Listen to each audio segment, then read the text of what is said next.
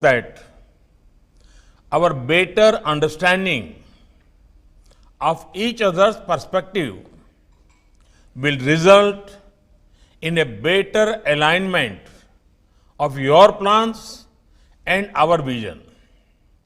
Friends, through this year, as India bravely fought the global pandemic, the world saw India's national character.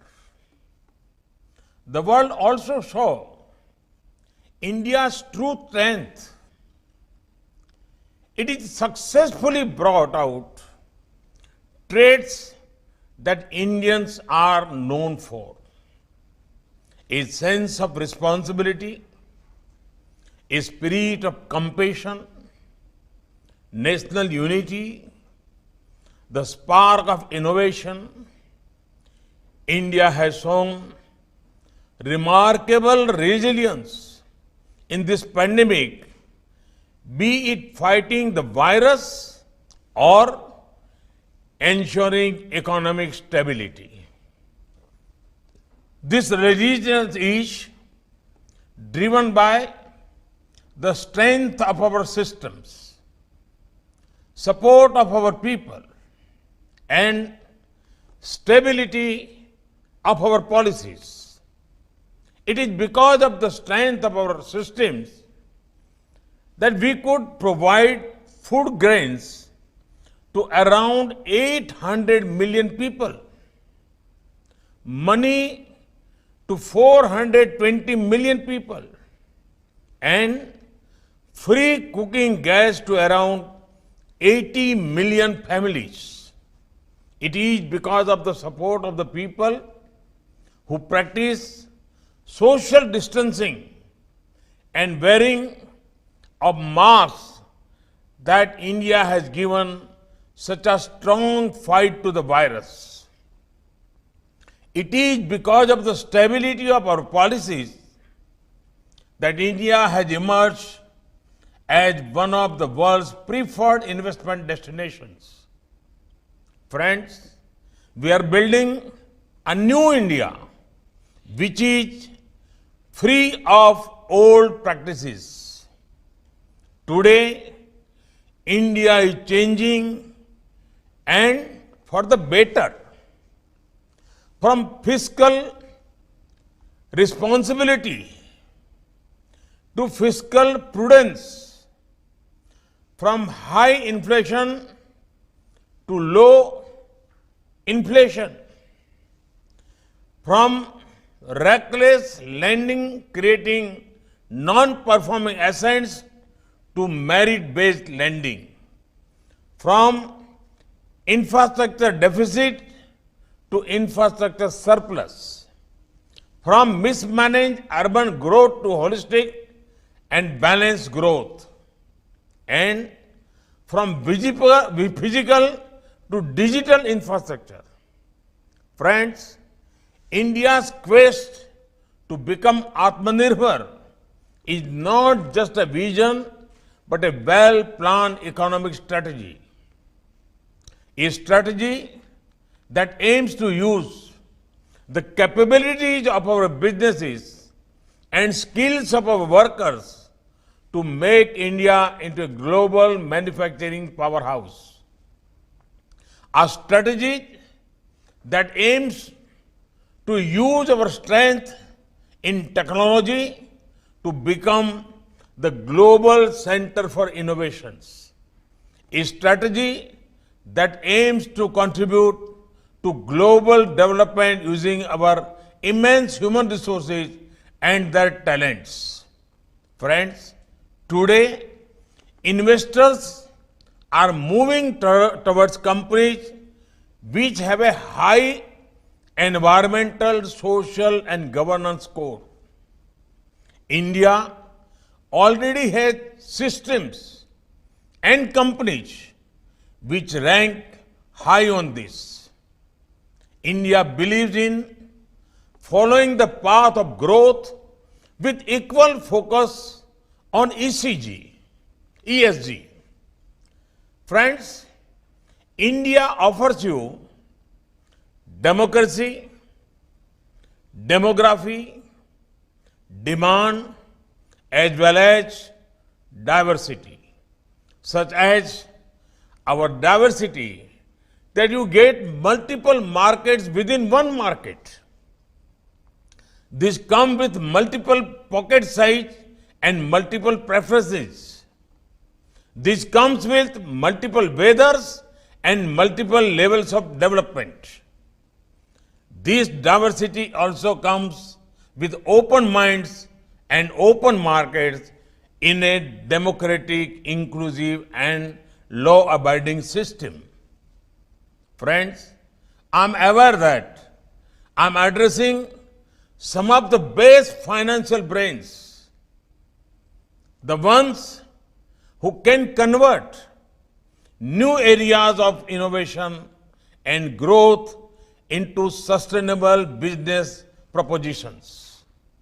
At the same time, I am conscious of your requirement to provide the funds in your trust the best and safest long-term returns.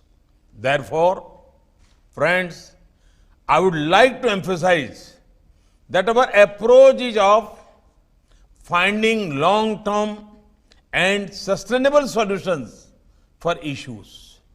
Such an approach mixes very well with your requirement. Let me explain using a few examples. Friends, we have taken multiple initiatives to improve our manufacturing potential. We ushered in one nation and one tax system in the form of GST. One of the lowest corporate tax rates and an added incentive for new manufacturing. Faceless regime for income tax assessment and appeal. A new labor laws regime balancing the welfare of workers and ease of doing business for the employers. Production linked incentive schemes in specific sectors. An empowered institutional arrangement to handhold investors. Friends, we have an ambitious plan to invest $1.5 trillion under the National Infrastructure Pipeline, a pioneering multimodal connectivity infrastructure master plan is being finalized.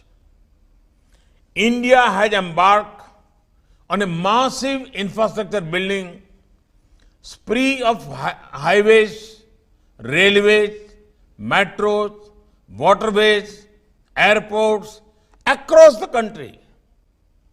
We are building millions of affordable houses for the new middle class. We want investment not just in big cities, but smaller cities and towns too. GIFT City in Gujarat is a good example of that.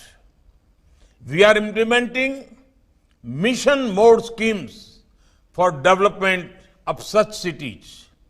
Friends, just like our strategy for strengthening manufacturing base and for building world-class infrastructure, our strategy for financial sector has also been holistic. Some of the major steps undertaken by us include comprehensive banking sector reforms, strengthening of financial markets, unified authority for the international financial service centers, one of the most liberal FDI regime,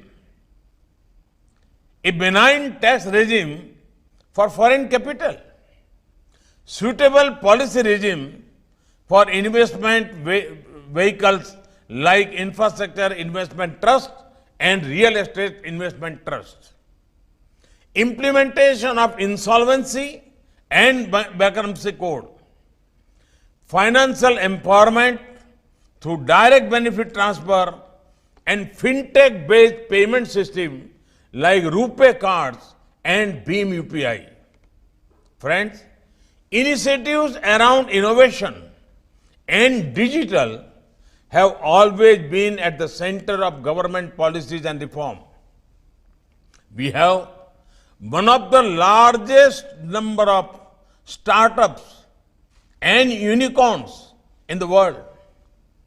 We are still growing very fast.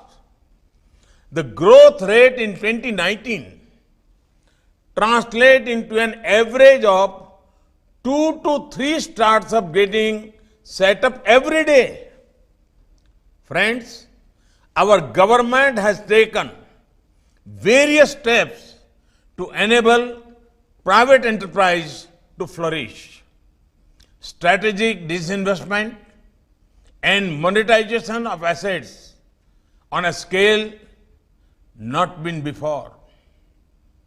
Historic decision to bring down our share in public sector undertakings to below 51%.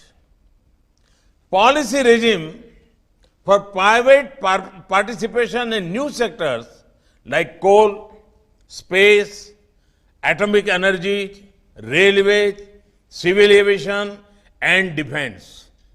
New public sector undertakings, policy for rationalized footprint of public sector. Friends, today, each sector in India is looking up manufacturing, infrastructure, technology, agriculture, finance, and even social sectors like health and education. Our recent reforms in agriculture open up new possibilities to partner with the farmers in India. With the help of technology and modern processing solutions, India will soon emerge as an agriculture export hub. National education policy allows setting up a foreign university campus here. National Digital Health Mission provides scope for fintechs. Friends, I am happy that global investor community has been showing confidence in our future. The last 5 months have seen a 13% rise in FDI inflows compared to last year. Your active participation in this roundtable increases the confidence even more. Friends, if you want returns with reliability, India is the place to be. If you want demand with democracy, India is the place to be. If you want stability with sustainability, India is the place to be. If you want growth with a green approach, India is the place to be. Friends, India's growth has the potential to catalyze global economic resurgence. Any achievements by India will have a multiplier impact on world's development and welfare. A strong and vibrant India can contribute to stabilization of the world economic order. We will do whatever it takes to make India the engine of global growth resurgence. There is an exciting period of progress ahead. I invite you to be a part of it. Thank you. Thank you very much. Thank you, sir, for sharing your vision for India. The prospects for investors are exciting, and the willingness of the government to engage with them is heartening. A special thank you to the investors who have participated in this meeting from all over the world, especially for their engagement and most importantly for the trust and faith they have placed in all of us through their investments in India. Thanks to the Honorable Minister of Finance and Corporate Affairs and the Honorable Minister of State for Finance and Corporate Affairs for their participation, engagement, and support for this event, to the esteemed regulators, senior government officials, and the Indian business leaders. Once travel restrictions around the world ease, we hope to arrange a similar meeting in person so that we can take our discussions and relationships to the next level. Thank you and namaskar.